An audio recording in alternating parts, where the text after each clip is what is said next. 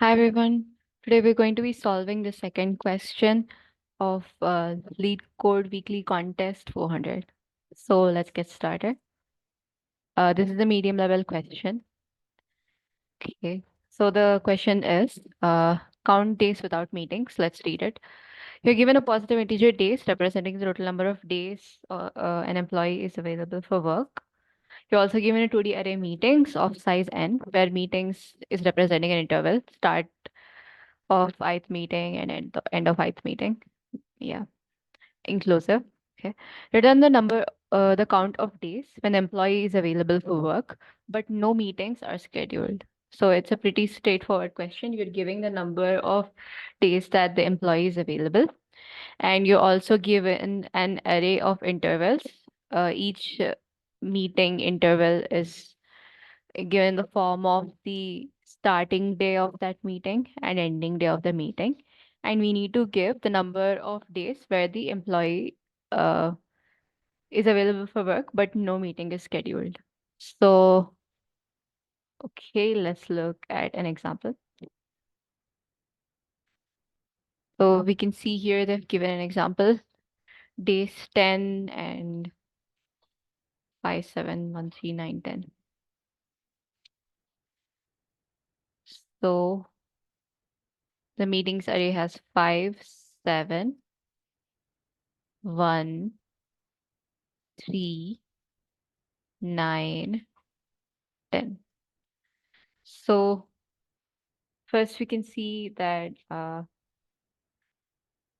our natural instinct is to sort this one, right? Because first you'll see from day 1 to day 3, the employee is busy. Next, we'll go to the next element later after it's sorted. From day 5 to day 7, the employee is again busy. But between 3 and 5, there's a gap of day 4. On fourth day, the employee is free. And again, from after seventh day, we have eighth day, which is free. And again, from 9 to 10, day 9 to day 10, the employee is having a meeting. So you can see that day 4 and day 8, the employee is available for work, but there's no meeting scheduled. Okay. So the answer for this example would be 2. Okay, let's look at another example. Uh, so now we have 5 days, and from day 1 to day 3, there are meetings, and from day 2 to day 4 there are meetings. So that means only on the fifth day the employee is free. So the answer would be 1 in this case. Last one looks like a straightforward example. So day 1 to day 6 the employee is having meetings, and there are only 6 days. So the employee is busy on all days like this, meetings on all days. Okay, so the first approach that that you would get, that's a brute force, would be uh to basically do this. So you have the variable days, right? And you have the meetings array over here. So what you would do is you would make an array for days representing whether the employee is busy or having or not busy. Basically, the employee is having a meeting or not having a meeting by 0 or 1. I don't remember in my code. I'll just see it. Yeah. So you can see, like, when they're not busy, you're saying it's 0. When they are having a meeting, then you are representing it as 1. Okay. So what you can do is you can, make an array where for each day you're representing if that employee has a meeting or not. In this case, I've used the term busy or not busy. So for each of the 10 days, or let's take a smaller example for 5 days. So 1, 2, 3, 4, 5. You can say if the employee is busy or not by representing with 0 for not busy and 1 for busy. And what you populate this array by going through the meetings. And if basically through all the meetings in the range that is given, you change the variable of that particular day to be 1, because that means that they have a meeting and they're busy. So for example, if your first interval is 1 comma 3, then you will make this one, you will make this one, you'll make this one, right? And if your second interval is uh just for example, 5 to 7, 5,7, right? Then you will make this one, and this one. And you will finally see that there is a day where the employee is free. That means no meeting is scheduled, which is this fourth one. So then you can count all the, after populating this array, you can count all the days where the value is 0.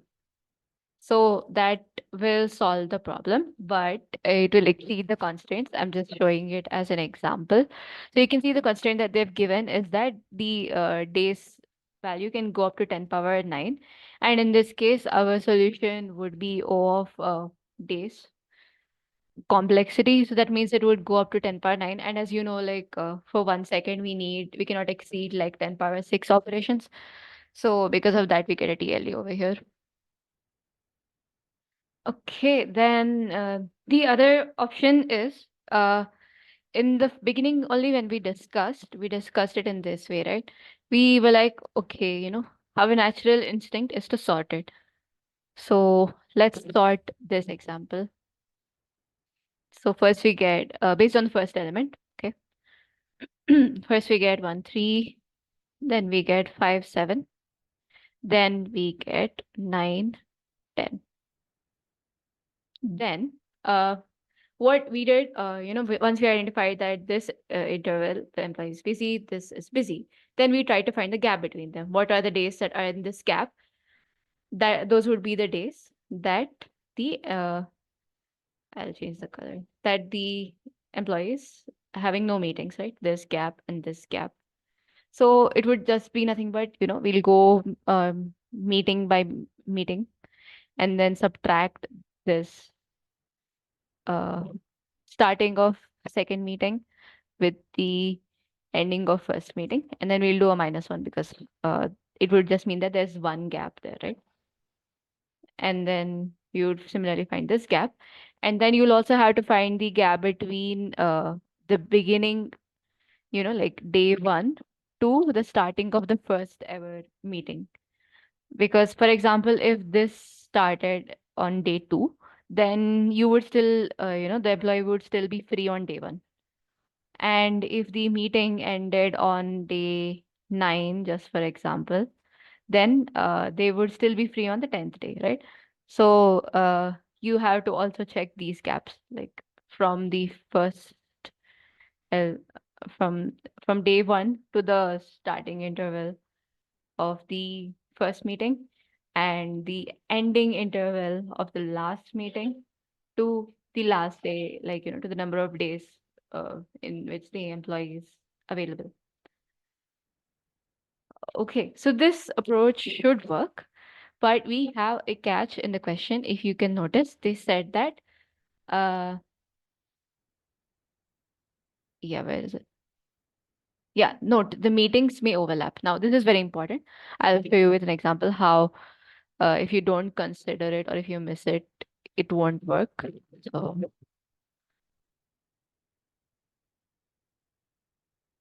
okay. Now, if we have a meeting from 1 to 3, then from 2 to 4, then from 5 to 6, and the number of days is 6. This is the meeting setting. Okay. Then, uh, according to our previous approach, we would do a minus of these both, right? After this is the sorted one only. Then we'll get a negative value. Then that would go wrong, basically. Uh, so then what we'll need to do is we'll need to combine or merge these two intervals to form 1, comma 4. Uh, Also consider if the example was, for example, if it was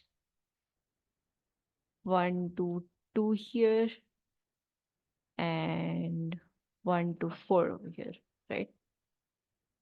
Then also it would not work because they're actually overlapping, and the previous approach, we would be doing minus of that, of whatever value we get.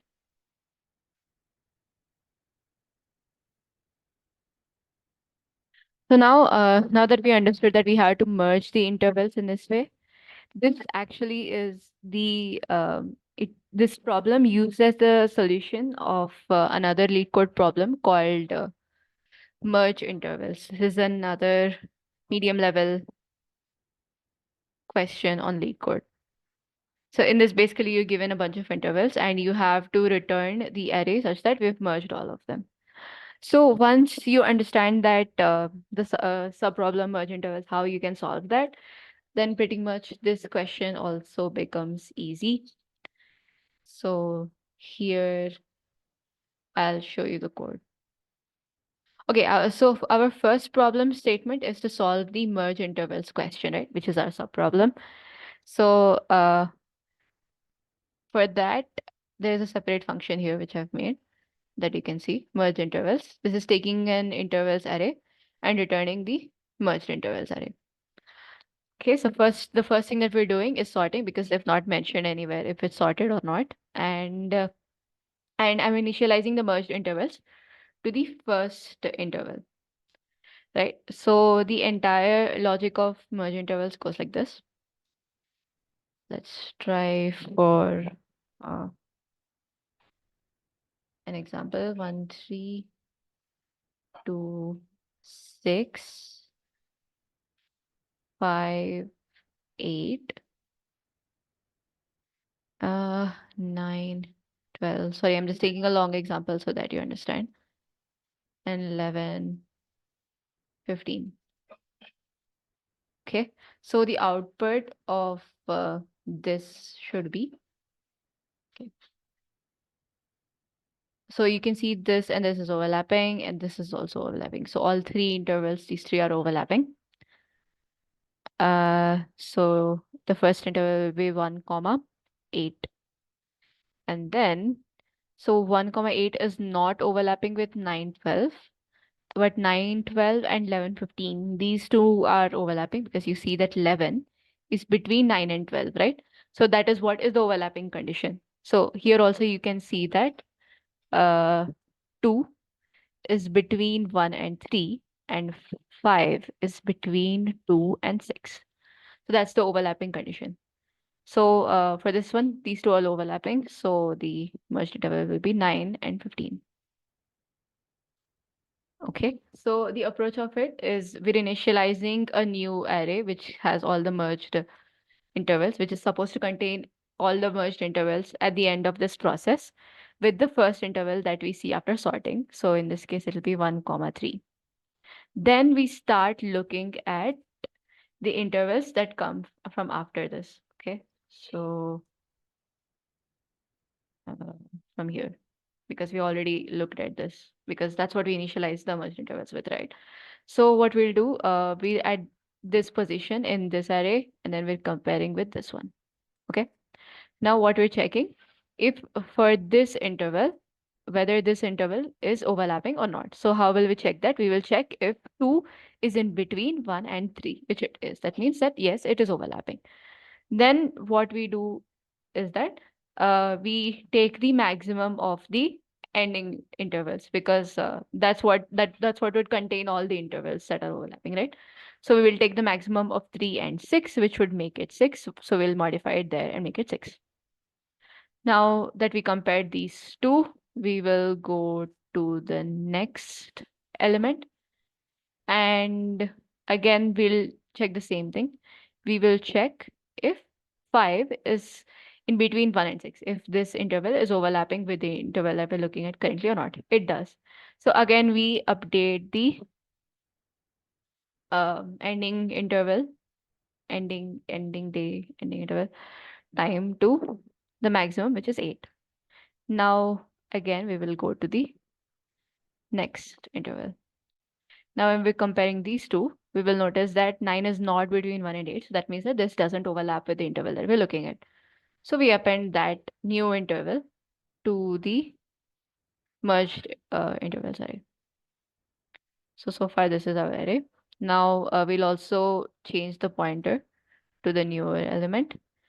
And then we will move this pointer to the next. We'll check with the next element. We'll check 11, 15, and 11 is between 9 and 12, so that means that this is overlapping. Then we take the maximum, update it to 15, and that's our answer. So we get 1, 8 and 9, 15. So this is the way to solve merge intervals. So let's look at the code. Uh, we have, we're sorting it, and then we're initializing the merged intervals with the first interval in the sorted intervals array. We're having the pointer to the merged intervals, which is starting with 0, the first element in the beginning, and we're going through all the intervals after the first one by one, checking this is the overlap condition, right?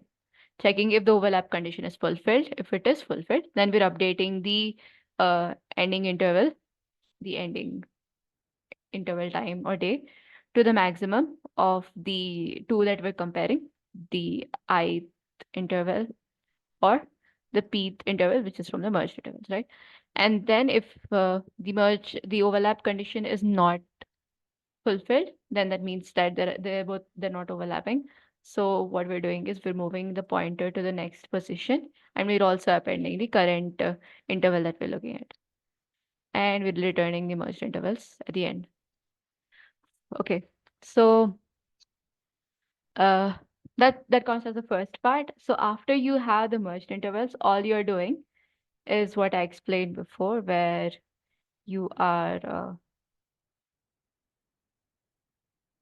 finding the gap between, for example, let's look at the output of this 1, 8 and 9, 15. If the number of days available is 15, then uh, okay, that's a bad example to take.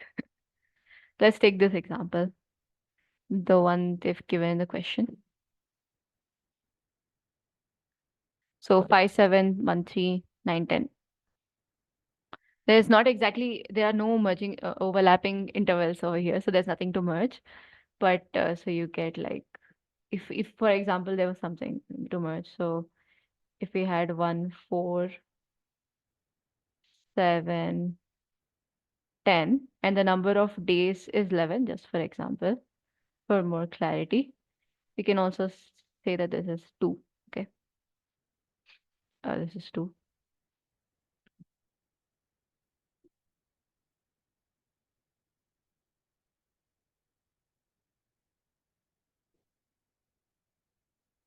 Yeah. Then so what we'll do is we'll first go through each of the um, meetings, and then we'll take the difference. If there's more, we'll take those difference as well. So here the difference is 7 minus 4, 3. We'll do a minus 1, 2. So these 2 days that the employee is free are 5th day and the 6th day. So we're also starting from day 1, right? The meetings are starting from day 2. So day 1 is also free. So that means I will just do uh we'll just do 2 minus 1, I guess. Yeah, like just to figure out what is the days that's, they're free in the beginning. So yeah, we'll just do that.